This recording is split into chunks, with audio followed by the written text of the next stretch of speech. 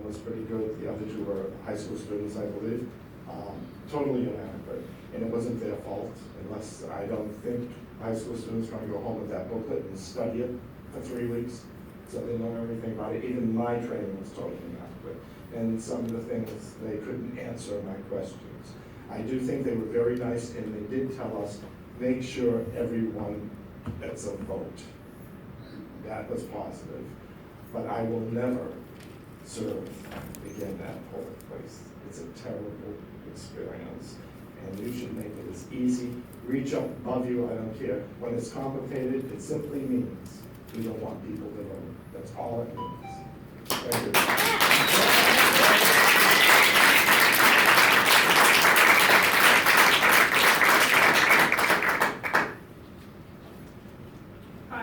Hi, my name is Jennifer Joseph. I'm a voter. I live in the Outer Sunset. I just wanted to reiterate things that I'm sure you've heard before about being a no-party preference voter and how onerous it became to vote for the presidential primary. The steps that I had to go through in order to cast my vote in the presidential primary seemed ridiculous and overwrought. I never received a postcard in the mail informing me that I had to ask for another ballot.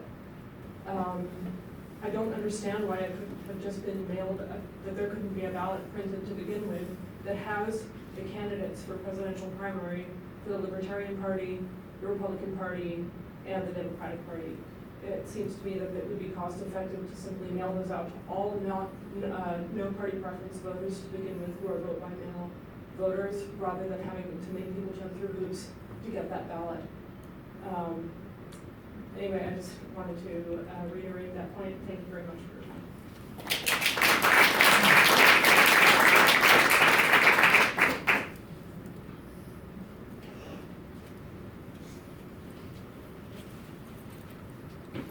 Good evening, Commissioners. Dan Haggerty. Just want to say I agree with a lot of the previous speakers tonight and open comment that the election system is very confusing, and the result of that is suppression, voter suppression. So we know that we don't want that. I did a lot of voter registration, and at one time it took me about 10 minutes to convince a woman that if she wanted to vote Democratic, she had to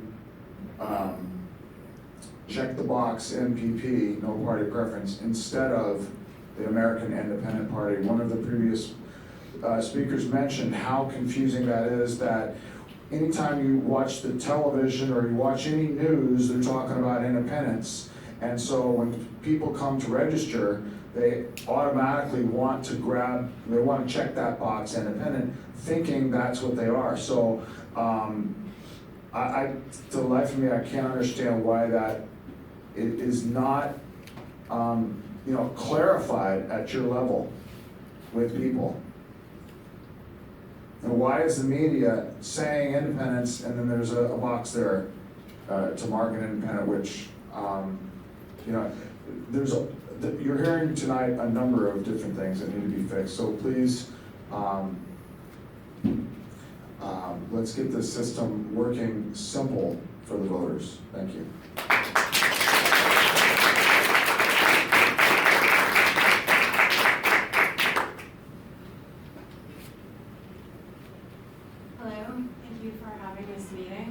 I'm a 20-year resident of San Francisco, and when I went to vote at 8:30 in the morning around the corner from my home that I've been voting in my polling place for 20 years, my partner for 17 years, both of us registered Democrats since the age of 18. That would be 32 years for him. I had read a lot leading up to the election and had heard a lot about the problems that were expected with the no-party preference ballots, so I knew to be aware and alert. I walked in, I got my Democratic ballot, and I walked over to my polling booth, and I heard this conversation take place behind me. The woman at the table asked for my partner's name. He gave it. She said, no party preference, and he said, Democrat. And she said, no party preference, Democrat, and he said, Democrat. He didn't know what she was saying. She didn't know what he was saying. So I knew that there was a problem. I walked over and I said, are you not currently registered as a Democrat, to my partner? The woman at the table answered, he's registered, no party preference. He's been registered for 32 years as a Democrat, has never changed his registration, and there was no excuse for this change. There was no explanation, and there was no assistance coming from the poll workers. When we both expressed confusion and frustration, we were spoken over. We were told, you can call this number if you'd like to change your registration, which is a far cry different from saying, if your registration is suddenly different from what it has been the entirety of your life, you may want to call and report that at this number. That's a totally different statement. I know that you all understand that. So he was given a ballot different from mine. He was not actually able to vote with his NPP Democratic ballot for the San Francisco DCCC, which were very important votes to be cast this year, and people who are in fact politically engaged in San Francisco were well aware of that. So he voted, I went home and I wrote up our experience on Facebook, which included the fact that while we were there, we heard the manager of that polling place tell 2 different voters that they needed to leave and go around the corner somewhere that they didn't know to a different polling place. Both of these people expressed that they had voted in that polling place. Great, I'll be done in 1 second. That they had voted in that polling place in the entire time that they had lived in our neighborhood, and they didn't know what this other polling place was or why they were having to go there. That polling manager said, this has been happening all morning. Thank you. Numerous people have been coming in here for the wrong polling place. I've had to send them away. Someone else who lives on our street said, We need to make sure everyone everybody on has an our street, opportunity to be heard, so everybody's limited to 2 minutes. there's Thank you. nobody else waiting, so I'm just done. I'm We've got done a in lot of 30 items seconds. on the agenda. It was alarming to hear after what we've been through that numerous people from our street had come in that morning, and that the expression being used to describe their circumstance was, everything on our street is screwy. So that's not really very comforting, and it doesn't instill a whole lot of confidence in the system. So again, when I tried to speak to that woman, I was yelled over. Your She time is wouldn't- up. Thank you. Sort of like now, she wouldn't let me speak, she wouldn't let me explain my problem. And my problem is serious. I'm a voter and I'm a taxpayer, and I deserve more than 2 minutes to express what's going on here. This is You're a welcome very, to very speak on the serious other problem. agenda items, but we have a limit for all speakers today, and we have to give all speakers the same amount of time. Everybody has 2 minutes. You're welcome to speak on the other agenda items.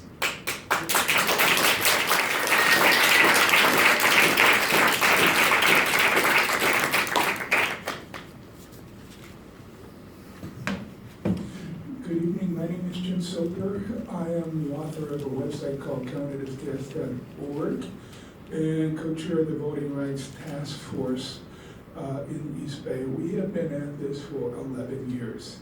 And much of what people are, they should come here and tell the commission briefly what the problems were. Much of the problems with the crossover votes and other things are not decided by the director, they're not decided by the commissioners, decided by your legislature. I'm gonna urge you to get organized tonight, get a group, and go down and talk to Mark Leno or Phil King, or both. You'll have all the time you want to talk, and tell them to next year introduce bills to straighten this out. That's where the decisions, the major decisions are being made, is in Sacramento. Now, my group has gotten a bill introduced this year. We ran out of time. We're going to be back, and we're going to go again next year. But this stuff is very complicated. It is very hard to run. John, thank you for doing this. I wouldn't want your job.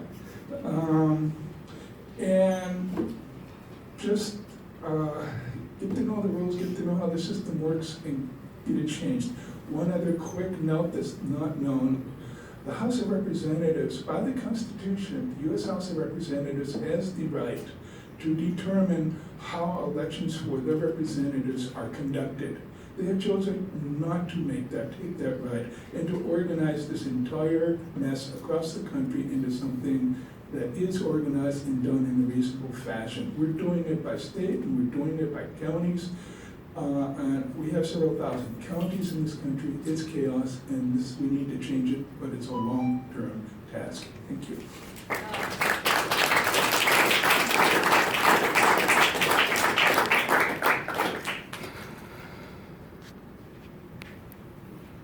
Hi, my name is Kate Green. I've lived in Francisco Bay Area for about 30 years. I actually had an okay voting experience. So I just wanted to point out that this is a design problem, most of it. A lot of it is a design problem. We live in the Bay Area, we have access to some of the world's best designers.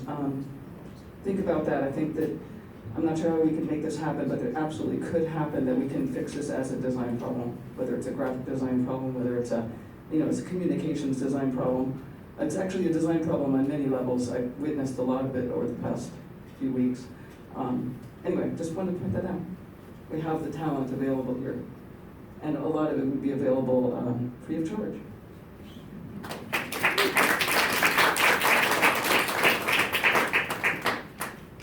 Hi, my name is Mike Gisandi. I was a standby poll inspector on election day. I wound up being dispatched to 2 different poll locations. I'm happy to report that we didn't have many of the problems that were discussed today.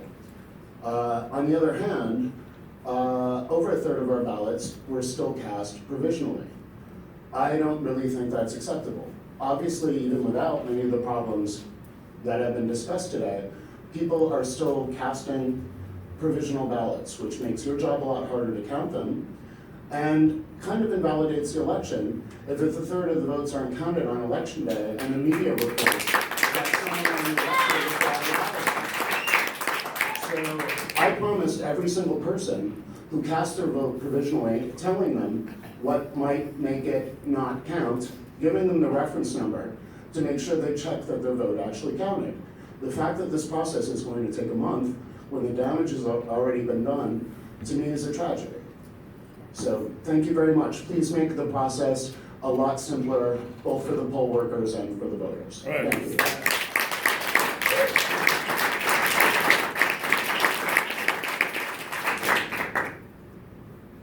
Do we have any other public comment on item 2, general public comment?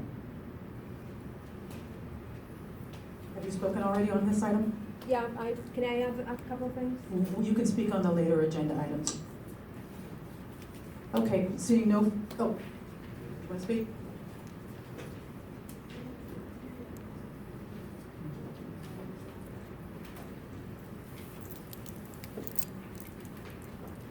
As somebody who spent pretty much my whole life, pretty much convinced that politics is so corrupt that there is nothing that I can do to affect it. This election is the first time that I actually felt like there was something worthwhile going on that I could actually participate in. My name's Leah, I've lived here since 2007, I'm from Oregon originally. And with all of the sort of fuzz and weirdness that's in the system, since it's so complex, how do we know if our votes are being counted correctly or not? Every time there's something that can disqualify a vote, like it's provisional ballot or the address was wrong, or they weren't registered as the right thing, that kind of stuff, those votes just kind of disappear. And is anybody tallying that? Do we know how many votes have just sort of floated away into the ether? It's extremely alarming for me. I was checking up on my vote by mail status on the website, and at one point it said that my vote had been counted, and then another day it just said not applicable, whatever that means, and then another day it said it was voted again. I kind of feel like I'm checking a magic 8-ball to find out what's happening with my vote, and it's not very reassuring at all.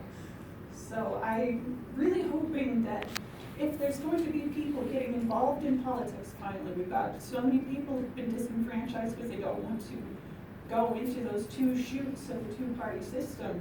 Things need to be simpler and clearer so that we all know that we're fighting for the same things on a level playing field. Thank you.